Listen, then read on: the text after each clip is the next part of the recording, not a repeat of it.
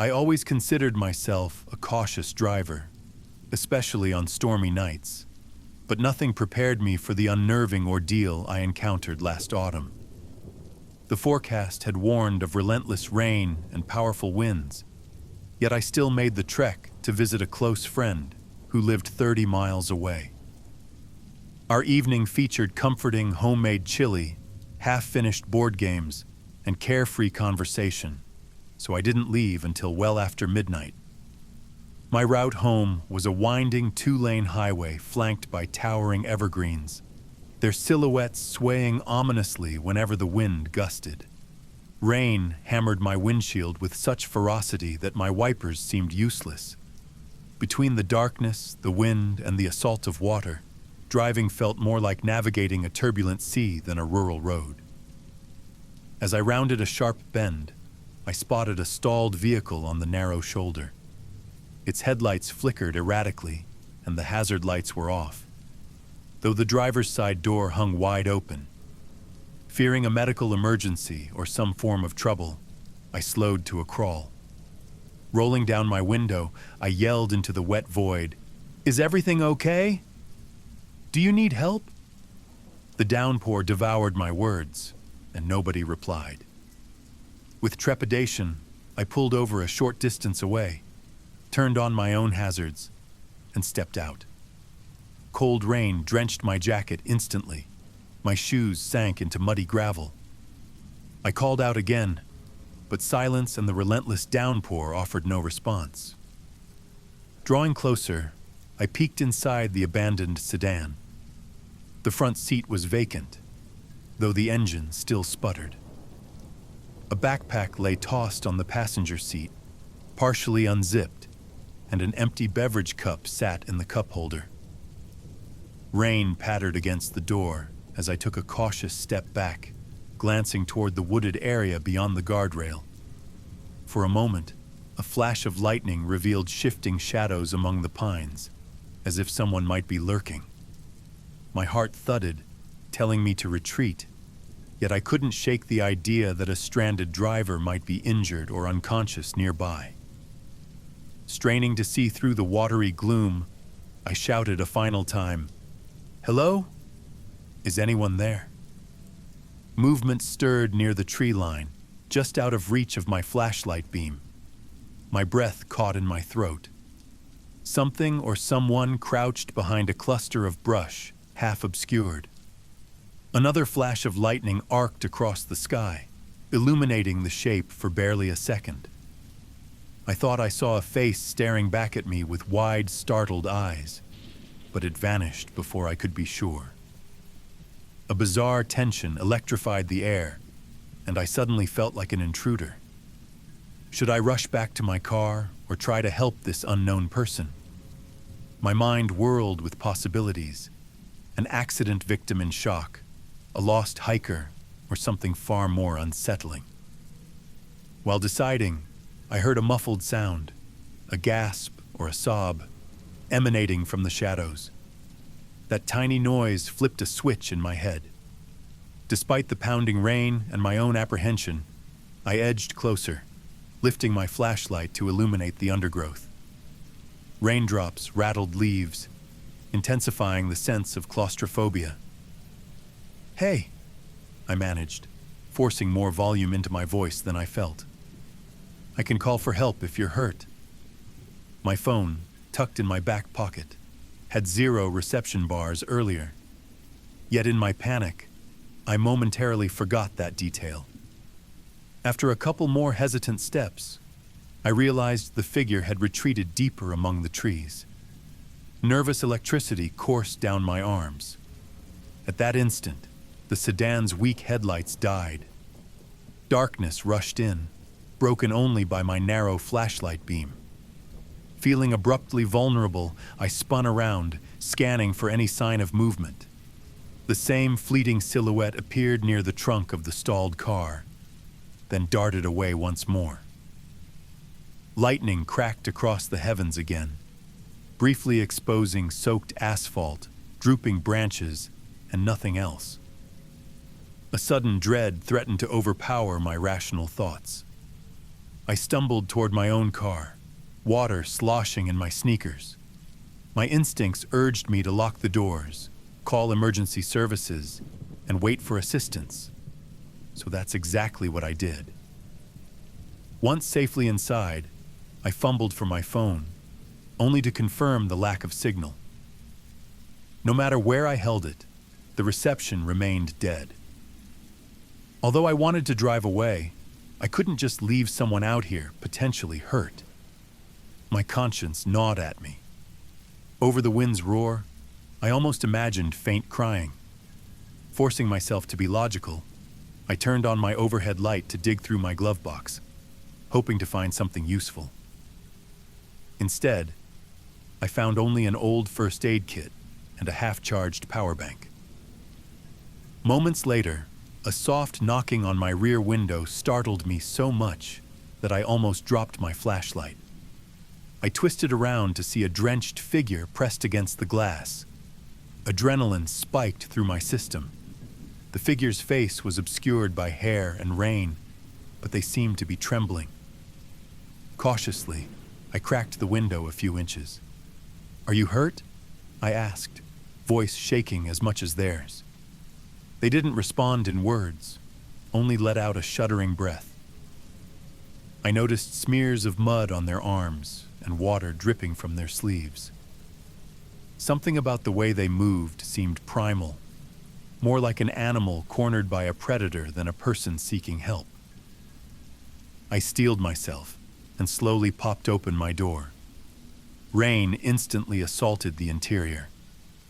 "Get in," I tried, gesturing for them to come around to the passenger side. They only stared, eyes darting back toward the trees. Before I could repeat myself, the person sprinted off, splashing through the flooded shoulder. "Wait!" I called, but they disappeared so quickly I barely caught more than a blurred outline. Alarmed, I stepped out once more, shining my flashlight in every possible direction. The hiss of rain swallowed my voice, and the gloom offered no clues. Confusion warred with concern. If they were in danger, why flee? Were they frightened of me? Or was there something else out here that terrified them more? My own fear escalated. Maybe I should drive away and flag down a state trooper. I hated leaving that abandoned vehicle behind, especially with a possibly injured occupant lurking in the forest. But the situation was beyond anything I could handle alone. My heart pounded, urging me to leave. Torn between responsibility and self-preservation, I jammed my key into the ignition. The engine struggled to start, making my stomach drop. On the third try, it finally caught, headlights flooding the immediate area.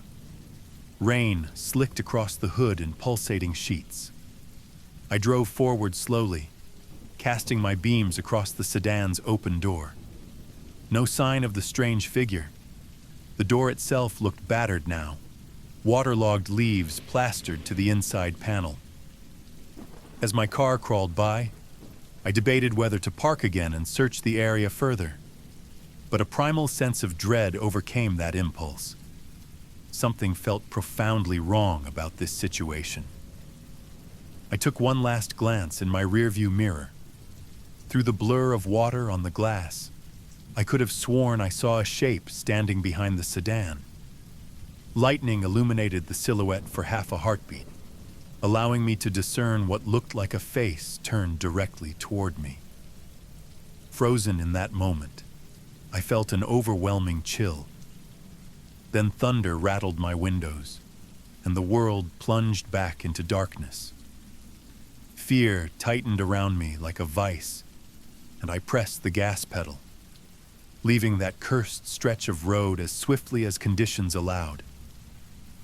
It took another 20 minutes of white-knuckle driving before I reached an area where my phone picked up a weak signal. I dialed the authorities right away, voice shaking as I described the abandoned car, the possible missing driver, and my unsettling encounter. They thanked me and promised to send a patrol. However, A follow-up call from the sheriff's department later revealed that by the time deputies arrived, the car was gone. The only evidence they found were muddy tire marks on the shoulder, footprints leading into the woods, and a small heap of waterlogged personal items. Nobody was around to claim them. I lost a lot of sleep over that incident. Even now, whenever it rains in the late hours, I'm haunted by the memory of that trembling figure against my window and the eerie silence of the storm-racked forest. I still wonder who they were, what they were running from, and if I did enough to help. The questions remain unanswered, lingering in my thoughts like a persistent echo on nights when the skies unleash their fury. Eventually, I tried telling friends the story. Some proposed mundane explanations. Maybe the driver was in shock, under the influence, or suffering a mental health crisis. Others hinted at darker possibilities that I refused to dwell on. All I know is that something about that night felt deeply unnatural, as though the swirling clouds and howling wind had drawn out a hidden menace. Since then, I've grown wary of traveling alone after midnight. My glove box now holds more than a simple first aid kit. I carry a charged phone with an external antenna, water bottles, and even a heavy flashlight.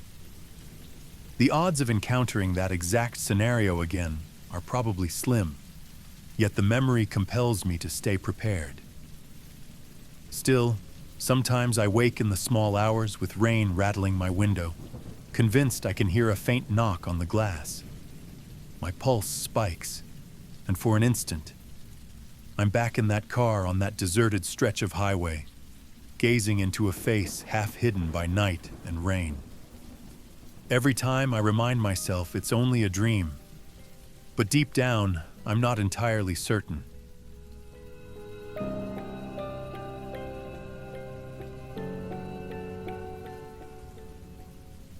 Back when I was in college, I took a weekend job delivering late-night takeout orders. The hours were brutal, typically from 9 in the evening until 3 in the morning, but the pay and tips were decent enough that I stuck with it. My territory was a sprawling suburban area dotted with cul-de-sacs and winding roads leading to endless identical houses. GPS wasn't as reliable then, especially in heavy rain, so I often relied on printed directions and battered street maps. I learned quick shortcuts, recognized certain landmarks, and thought I knew every back road by heart.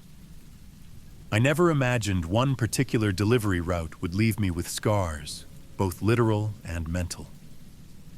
I remember the night vividly. A thunderstorm hammered the region, complete with swirling winds and constant lightning flashes.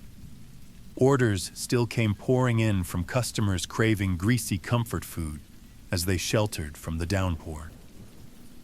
My battered hatchback's defroster struggled to keep the windshield clear, while the wipers squeaked incessantly against the glass. By around midnight, the roads were near empty, puddles splashing across my tires.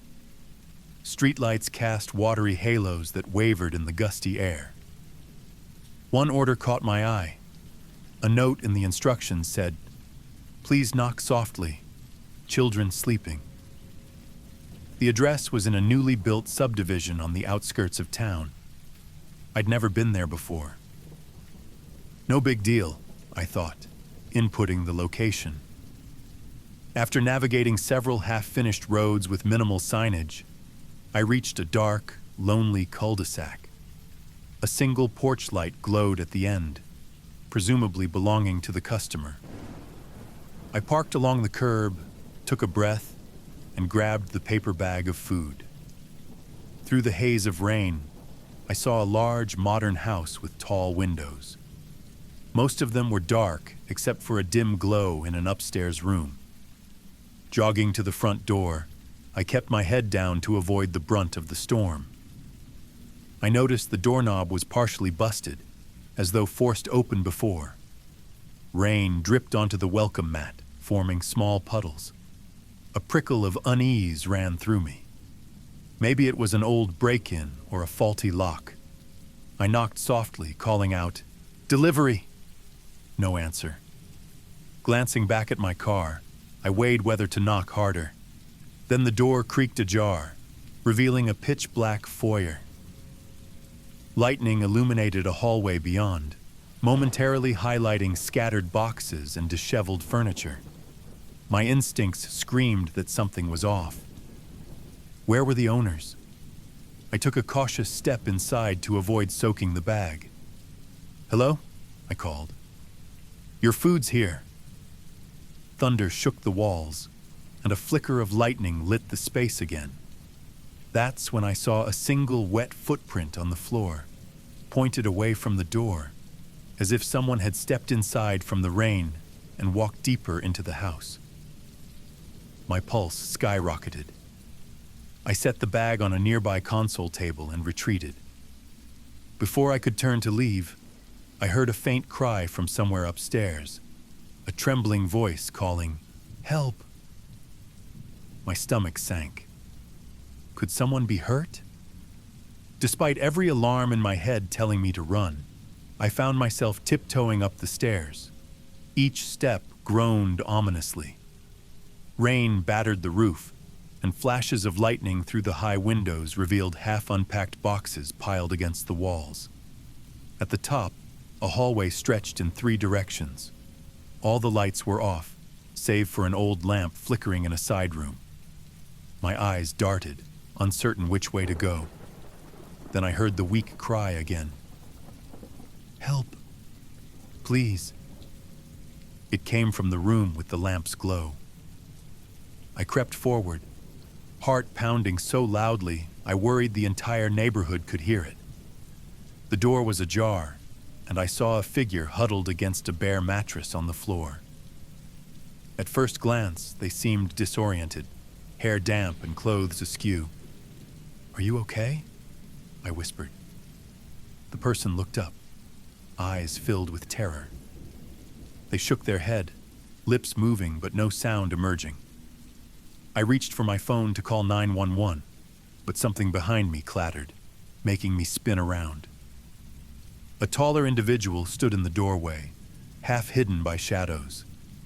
Lightning revealed a glimpse of wild eyes, a raised arm clutching something metallic, a crowbar. My reflexes kicked in. I ducked as the crowbar swung downward, smashing a chunk of the doorframe. Shards of wood scattered. The occupant on the floor screamed. Without thinking, I lunged sideways, knocking into the lamp. The room plunged into darkness. The intruder's ragged breathing filled the space. Desperate, I scrambled backward, feeling along the floor for anything to defend myself with. In a burst of lightning, I caught sight of the crouched figure curling into a corner, paralyzed by fear. Another swing whistled over my head. My heart thundered as I realized I was inches from a real, life-threatening situation. Over the roar of the storm, the intruder hissed, "Stay down!" They sounded unhinged, words slurring with rage. I kicked blindly, managing to connect with their shin. They stumbled, cursing. Adrenaline surged, and I seized the moment to lurch upright, slipping around them and sprinting down the hallway. Every nerve in my body screamed to get out. Behind me, I heard footsteps pounding in pursuit. I nearly tumbled down the stairs in my haste. Reaching the front door, I leapt the last few steps and bolted outside into the deluge. Rain pelted my face as I sprinted to my car. Fumbling with the door handle, I glanced over my shoulder. The intruder emerged on the porch, silhouetted against the faint interior glow, crowbar in hand. My car door finally yanked open, and I dove inside, locking it with shaking fingers. The engine roared to life, tires spinning on the slick street as I tore away. My breath came in ragged bursts, adrenaline still coursing. I dialed 911, babbling about a break-in or assault.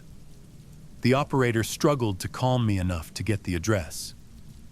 By the time I circled back with the police, the house was silent. No crowbar-wielding figure in sight. Inside, they found a terrified homeowner tied up in an upstairs closet. The occupant I saw on the floor was a friend who'd managed to escape the intruder's grasp. Apparently, the intruder had broken in, disabled the lock, and waited to ambush them. My delivery arrival inadvertently interrupted the plan. Emergency crews flooded the scene, freeing the captives. They'd been hosting a small gathering earlier when a stranger forced entry, stealing phones and cornering them. Most horrifyingly, the intruder remained at large. They vanished before the police arrived. That knowledge haunted me for weeks. My car's seatbelt was stained with my sweat that night, and for months, I jerked awake at the sound of the slightest thump. I had flashbacks of that crowbar smashing the doorframe mere inches from my head. The unwavering downpour, the flickering lamp, and the look in that person's eyes became an unshakable imprint on my mind. I never continued that delivery job. My boss was sympathetic, but needed reliable staff. I simply couldn't face driving through dark, rain-lashed neighborhoods anymore. Even routine errands triggered anxiety if the clouds gathered overhead. Eventually, therapy helped me process the trauma. I learned coping mechanisms for panic and regained some confidence, but certain nights still bring those memories crashing back. Today, I keep a safe distance from any suspicious situation. If someone's door is broken or left wide open, I call for help rather than investigate. That old sense of innocence, assuming I could handle a minor emergency alone, died on that stormy night. People sometimes ask why I still flinch when thunder rattles the windows. I usually dodge the question. Not everyone needs to know the details of how quickly a simple delivery can transform into a life-threatening nightmare. But inside, I carry that harrowing memory, well aware that not every cry for help can be approached safely, yet also deeply certain that sometimes intervening can save a life. I've since moved into a different line of work, something with regular hours and minimal driving. My panic attacks have subsided, though I still ensure my phone is fully charged whenever I go anywhere. The slightest mention of flash floods or severe weather warnings sends my pulse racing. While I can't undo the events of that night, I can remain prepared. If nothing else, that experience taught me just how unpredictable the world can be when darkness and rain collide.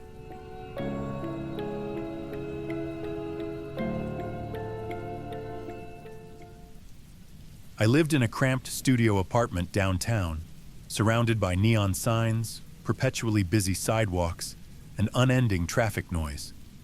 Despite the city's commotion, I enjoyed the feeling of anonymity that came with existing among so many strangers. I found solace in my routine. I'd work a late shift at a local diner, arrive home around midnight, then unwind by watching old black and white movies until I drifted off. My building wasn't luxurious, but the rent was affordable, and the thick walls mostly blocked out neighbors' late-night music. I never expected that a single rainy evening would unravel my sense of security and turn my cozy refuge into a scene of lingering dread. One Friday night, the weather forecast predicted torrential downpours. Sure enough, after I clocked out and grabbed a quick bite, I stepped outside to a curtain of rain shimmering under flickering streetlights. Umbrella in hand, I hurried the few blocks back to my building. In the lobby, I exchanged brief pleasantries with the doorman, Mr. Delgado, who commented, "Storm's supposed to last all weekend. Stay dry." Then I boarded the elevator up to my unit on the 9th floor. I remember feeling grateful that my place remained so close to work, especially on a night like this. Inside my apartment, I turned on a table lamp, kicked off my soaked shoes, and set my umbrella to dry in the bathtub. Rain pattered insistently against the single window that overlooked the street below. As the wind picked up, it whistled faintly through the window's worn seal. Taking advantage of the gloom, I microwaved a bowl of popcorn and settled on the couch with an old detective movie. Halfway through, around 1 in the morning, my phone buzzed with an unexpected call from a number I didn't recognize. I almost ignored it, but an odd sense of urgency compelled me to answer. A shaky voice on the other line mumbled something incomprehensible through static. I stepped closer to the window, hoping for better reception, and asked them to repeat. This time I caught a few words. Help. Trapped. Door. Can't. My heart skipped. Who is this? Where are you? I asked urgently. The line crackled, and then the call dropped. Startled, I tried calling back, but there was only a busy signal. I felt uneasy, hypothesizing it might have been a prank or a misdialed number. Still, the desperation in that voice rattled me. I replayed the words in my head. Help, trapped, door. Struggling to refocus on the movie, I eventually gave up and switched it off. Rain hammered the window with accelerating force, and sporadic car horns from the street below blared against the thunderclaps. Just as I rose to refill my water, my phone vibrated again. A text from the same unknown number. It said, "I'm on the 11th floor, hurry." The message drained the blood from my face. I lived in a building that only had 10 floors. Could this be from someone else entirely, referencing a different address? My fingers trembled as I texted back, "I'm sorry. I think you have the wrong person. Where exactly are you?" No response came. Anxiety gnawed at me. Was there some bizarre confusion about the building? Or maybe the address wasn't mine.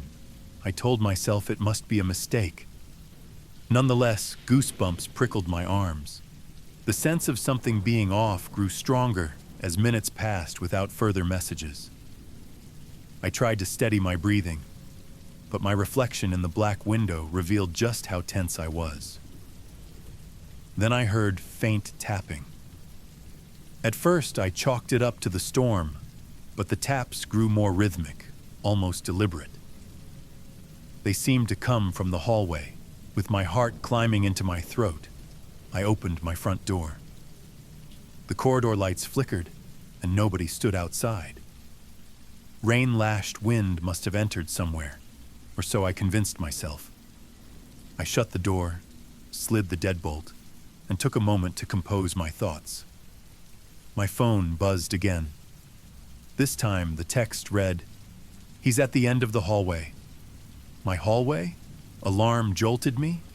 Was some intruder creeping around?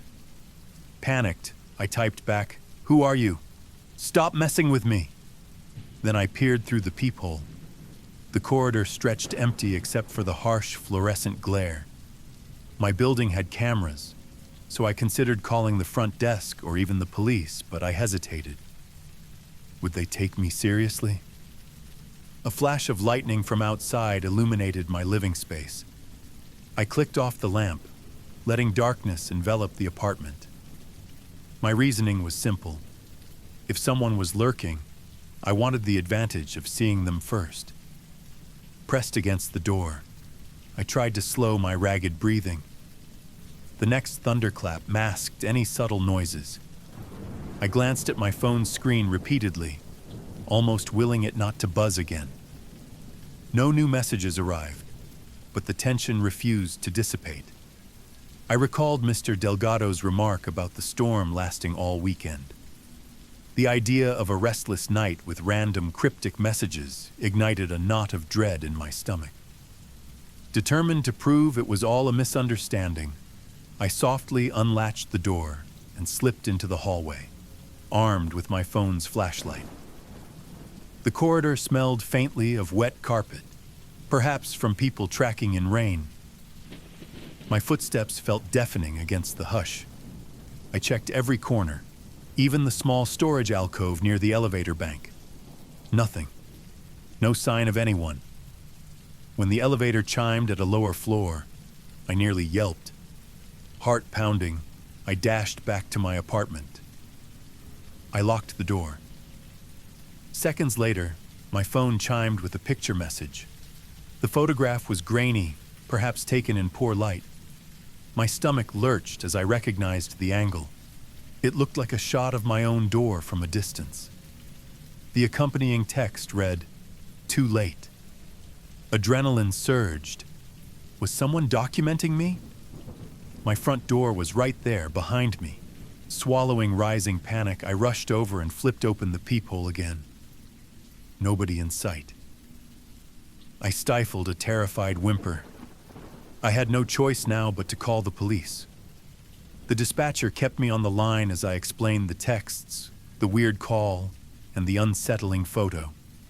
An officer said they'd send a patrol car and check the building. After I hung up, I slumped against the wall, heart hammering so loudly I could hear it.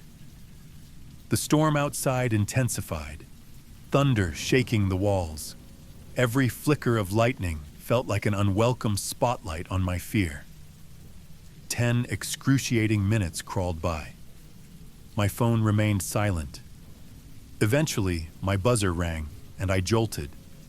It was the police in the lobby asking me to come down. Grateful, I took the elevator, nervously eyeing each floor number.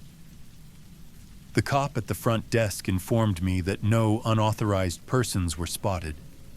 The building's security footage, as per Delgado, showed only residents. I insisted they check my phone. The officer frowned at the bizarre texts, looked puzzled, and asked me more questions about possible ex-partners or acquaintances who might be pulling a prank. I assured him I had no clue who would do this. We rode back upstairs together, the officer shining a powerful flashlight into every corner of my hallway. Nothing appeared amiss. Finally, we parted ways, and I locked myself inside. That night, I barely slept. The phantom mention of an 11th floor lingered in my mind, along with the photo's ominous "too late." When morning arrived, I discovered a small, water-damaged piece of paper slipped under my door. It bore an illegible scribble, possibly just random scribbles, or maybe numbers. I couldn't decipher it, nor did I recognize the handwriting. I brought it to the officer on duty later, but it led nowhere. Over the following week, I never received another message from that number. The phone line I tried calling repeatedly said it was disconnected. If I hadn't saved the screenshots, I might have questioned my own memory. Despite the building's cameras and guards, the culprit was never identified. Management insisted the texts must have come from a spoofed number. Yet I couldn't shake the feeling of having brushed against something sinister. Though the tension eased with time, I moved out of that apartment 4 months later. Now, every time a storm rages at night, I recall how quickly a routine evening turned into a macabre puzzle.